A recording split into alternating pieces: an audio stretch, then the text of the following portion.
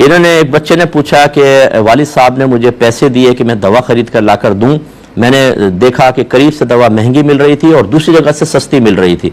अगर मैं वहां से सस्ती खरीद कर और वालिद साहब को महंगे दामों जैसे जो यहाँ मिल रहे उस रेट पर देकर बाकी पैसे रख लूं तो क्या हुक्म शरा होगा? देखें, ऐसा सही नहीं होगा और ये हर एक के लिए मसला है। जैसे किसी ने आपसे कहा बाजार से चीज़ ला देना, आपने सस्ती लेकर बाकी पैसे रख लिए और उसको बाकी लाकर दे दिए। इस तरह के जितने भी मसाइल हैं उनका जवाब ये है कि जब कोई किसी को काम सुपुर्द करता है तो वो वकील होता है और वकील जो भी खरीदारी करता है वो जिसने वकील बनाया उसकी तरफ से होती है, जिसको मुअक्किल कहते हैं। मुअक्किल, जैसे आपने मुझे 500 रुपये दिए फला चीज़ ला दे, मैं खरीदूंगा तो मैं आपकी तरफ से खरीद रहा हूँ, हकीकतन मेरी तो चीज़ नहीं है।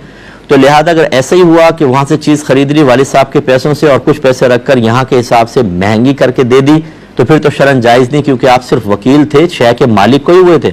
मालिक तो वालिद साहब होंगे, तो फिर आपने वालिद की चीज़ ही वालिद को बेच रहे महंगे दामों, शरन जायज़ नहीं।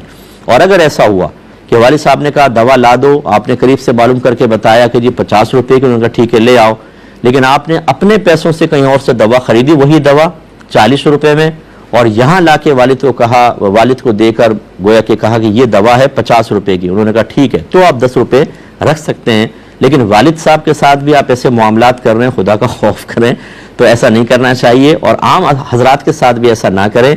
इस वजह से है ये जायज़, लेकिन इस वजह से कि बाज़ औक़ात ये बातें ज़ाहिर हो जाती हैं। जब ज़ाहिर होती हैं तो हर एक कोई शरई मसला नहीं जानता, वो कहेगा इसने मेरे साथ धोखा किया, चीट किया है, मुझे कह रहा था 50 और 40 की खरीद के ला के मुझे 50 की बेच दी। और ऐसे राज कभी कभी खुल भी जाते हैं। इससे एक मुसलमान की इज्जत ख़राब होती है, उसका वक़ार मजरूह होता है और वो उसकी शख्सियत डैमेज हो जाती है। और मज़हब हमारा बहुत ही सेंसिटिव है इस मामले में कि कोई मोमिन ऐसा अमल ना करे जिससे उसका वक़ार ज़ाइल हो जाए। हत्ता कि नबी करीम सल्लल्लाहु अलैहि वसल्लम ने फरमाया कि कोई वज़ू करे और इमाम रुकू में चला जाए तो वो भाग कर जमात में शामिल ना हो, बल्कि ऐसे आहिस्ता जाए, अगर रकत मिल जाए ठीक, वरना बाद में अपनी पूरी कर ले। तो इसमें यही एक बात बयान की गई है कि वो भागेगा, एक तो फिसल के गिरने का अंदेशा, एक हमारी मस्जिद में बुजुर्ग भागे, फिसले, सर फट गया बेचारों का, अस्पताल चले गए जमात के बजाय, और या फिर भागेगा तो वक़ार ज़ाइल होगा। मस्जिद की बेहुरमती के मामलात भी हैं।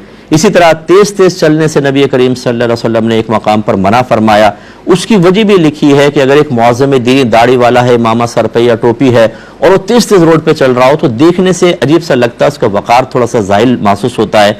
तो जब इतना हसास है हमारा मज़हब तो फिर ऐसी चीज़ों से इज्तिनाब करना बहुत ज़रूरी होगा।